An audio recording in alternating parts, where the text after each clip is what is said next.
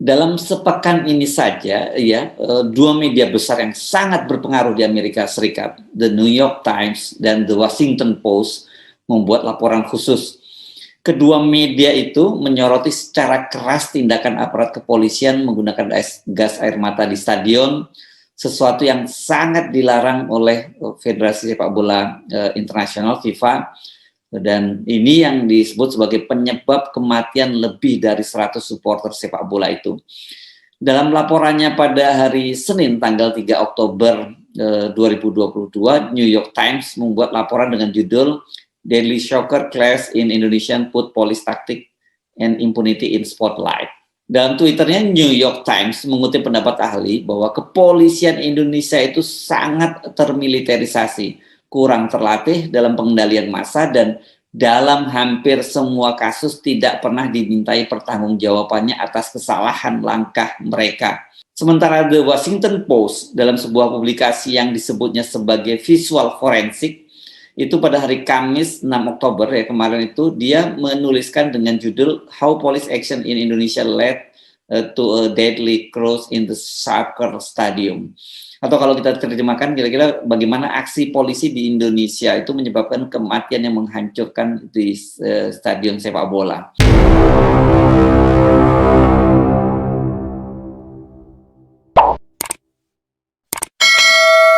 Assalamualaikum warahmatullahi wabarakatuh. Saya Hirsbun Arif dari Forum News Network. Sejumlah media internasional membuat laporan khusus menyoroti bencana kemanusiaan yang terjadi di Stadion Kanjuruhan, Malang, Jawa Timur, Sabtu malam 1 Oktober 2022 saat Persebaya bertanding melawan tuan rumah Arema Malang. Besarnya jumlah korban yang tewas, sejauh ini tercatat ada 131 orang, yang ini merupakan jumlah kematian supporter sepak bola terbesar kedua di dunia, menyebabkan peristiwa ini menjadi sorotan dari internasional.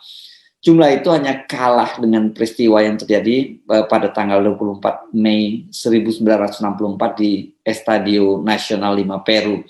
Ketika itu tim nasional tuan rumah Peru menjamu Argentina.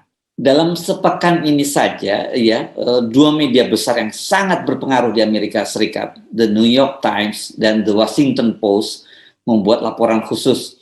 Kedua media itu menyoroti secara keras tindakan aparat kepolisian menggunakan gas air mata di stadion, sesuatu yang sangat dilarang oleh Federasi Sepak Bola Internasional FIFA, dan ini yang disebut sebagai penyebab kematian lebih dari 100 supporter sepak bola itu. Dalam laporannya pada hari Senin tanggal 3 Oktober 2022, New York Times membuat laporan dengan judul Deadly Shocker Clash in Indonesian Put Police Tactic and Impunity in Spotlight. Dalam Twitternya, New York Times mengutip pendapat ahli bahwa kepolisian Indonesia itu sangat termiliterisasi, kurang terlatih dalam pengendalian massa, dan dalam hampir semua kasus tidak pernah dimintai pertanggungjawabannya atas kesalahan langkah mereka. Sementara The Washington Post dalam sebuah publikasi yang disebutnya sebagai visual forensik, itu pada hari Kamis 6 Oktober ya kemarin itu, dia menuliskan dengan judul How Police Action in Indonesia Led to a Deadly Crash in the Soccer Stadium. Atau kalau kita terjemahkan, kira-kira bagaimana aksi polisi di Indonesia itu menyebabkan kematian yang menghancurkan di stadion sepak bola. Ini laporan yang dilakukan oleh The Washington Post ini, itu merupakan investigasi yang dilakukan secara keroyokan oleh sejumlah wartawan Washington Post ya, baik yang ada di Indonesia, di Malaysia, dan juga yang juga berada di Amerika. Dan laporannya menurut saya sangat menarik. Itu saya mencoba menerjemahkannya dan mengajak Anda untuk menyimak bagaimana media internasional menyoroti peristiwa tragis tersebut. Dengan begitu kita bisa mendapat second opinion, bisa mendapat tempat berkaca bagaimana media-media internasional melihat kasus tersebut dan bagaimana perspektif mereka. Ini terjemahan yang saya ambil dari The Washington Post. Rentetan besar-besaran amunisi gas air mata yang ditembakkan oleh polisi Indonesia ke penggemar sepak bola memicu kecelakaan fatal di Malang akhir pekan lalu yang menewaskan sedikitnya 130 orang. Ini berdasarkan investigasi dari Washington Post.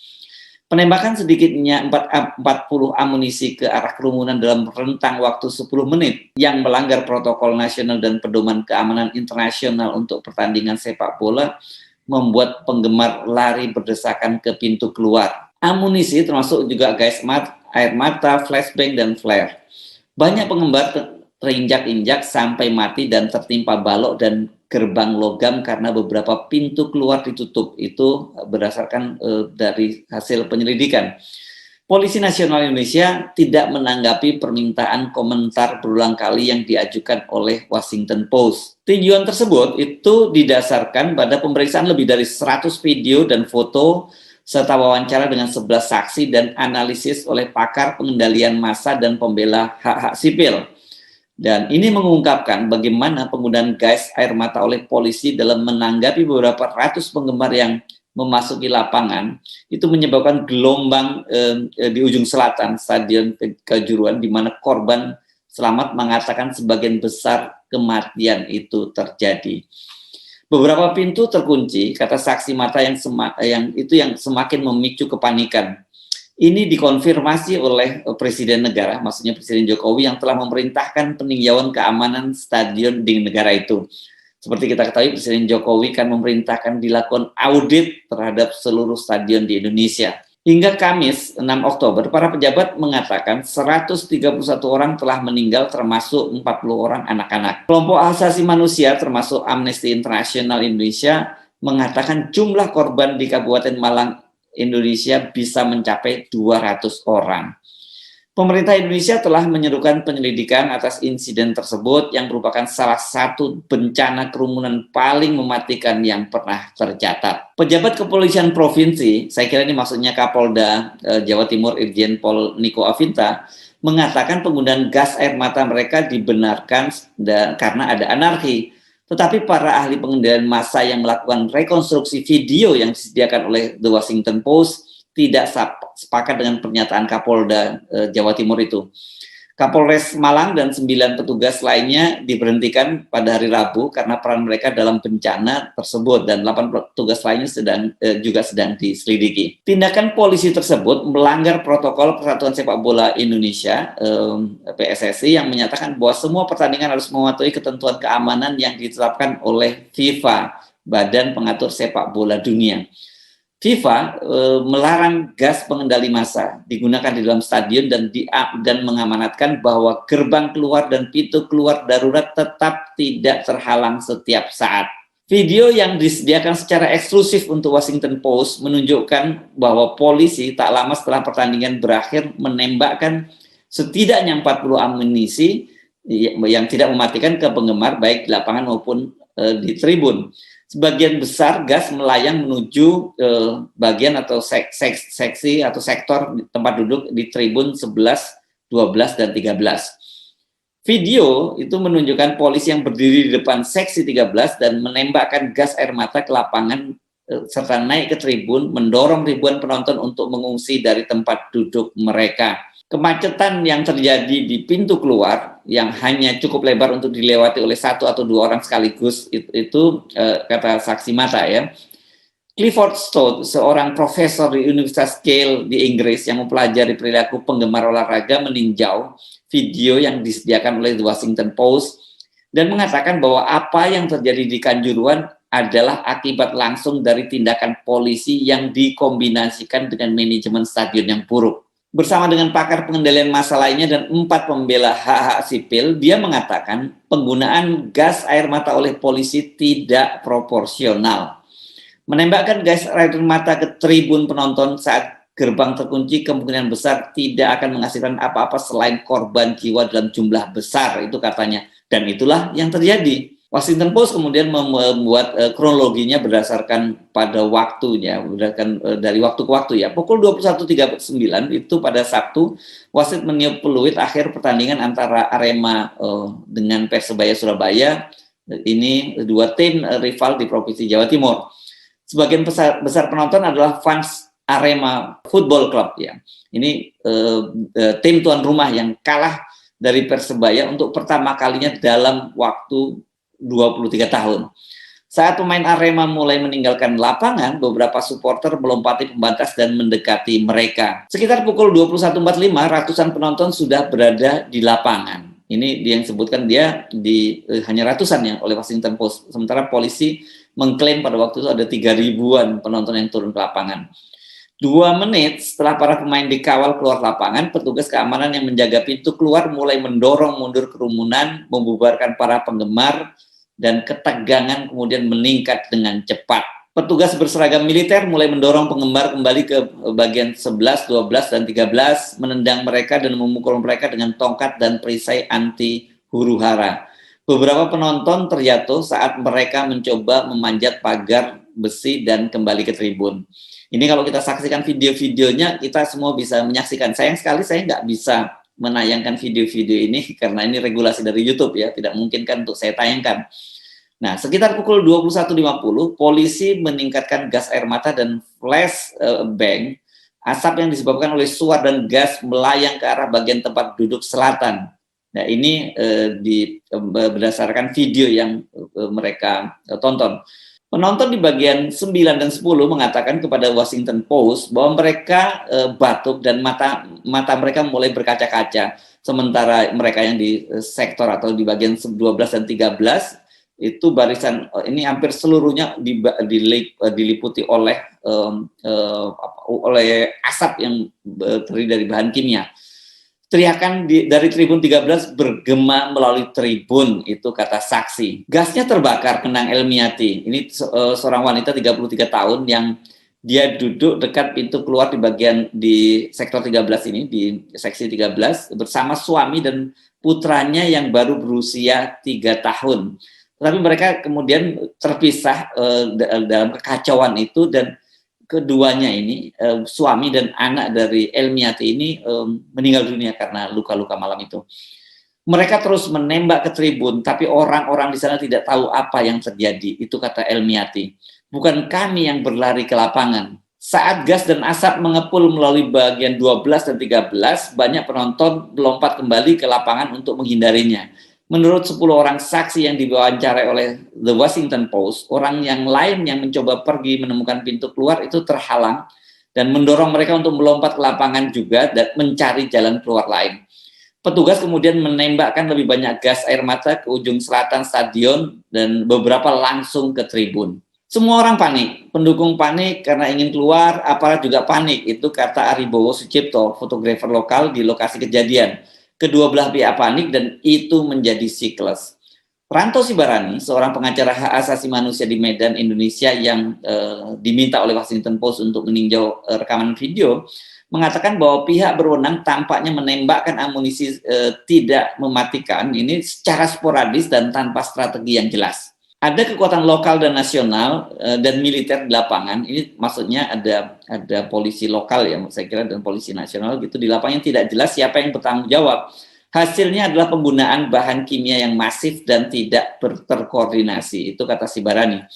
Widya Adiwena, Wakil Direktur Amnesty International Indonesia, mengatakan tindakan polisi mencerminkan masalah sistemik dalam penegakan hukum di Indonesia. Laporan Amnesty International pada tahun 2020 mendokumentasikan 43 insiden kekerasan polisi selama protes, termasuk video yang menunjukkan petugas menggunakan gas air mata di ruang sempit dan menembakkan meriam air dari jarak dekat. Ini bukan hanya tanggung jawab orang-orang yang mengayunkan tongkat ya, artinya tongkat pemukul di lokasi, tetapi juga orang-orang yang membiarkan prosedur seperti ini berulang kali. Muhammad Iqbal, ini usianya 17 tahun, yang duduk di dekat Elmiati di seksi atau di sektor 13, mengatakan dia berlari ketika terkena gas air mata. Dia menuju pintu keluar di bagian 8, tetapi pintu itu tampaknya tertutup. Dia kembali ke pintu 13 di mana dia terpleset dan jatuh dari tangga menuju pintu keluar. Dia meringkuk di tanah dan menderita luka-luka kaki dan perutnya, di lengan, kaki, dan perutnya. Pada waktu itu dia mengaku dia sudah siap mati, kata Iqbal yang menjadi seorang pedagang makan. Dia adalah profesinya seorang pedagang makanan. Saya pikir pasti saya tidak akan pernah bisa keluar. Dedi Prasetyo, ini maksudnya Irjen Pol Dedi Prasetyo ya, Kepala Divisi Humas Polri, mengatakan pengelolaan pintu keluar itu menjadi tanggung jawab penyelenggara pertandingan, bukan polisi. Asosiasi Sepak Bola Indonesia pada Selasa mengakui bahwa beberapa pintu keluar ditutup ketika polisi mulai menembakkan gas air mata, tetapi tidak disebutkan berapa banyak yang ditutup.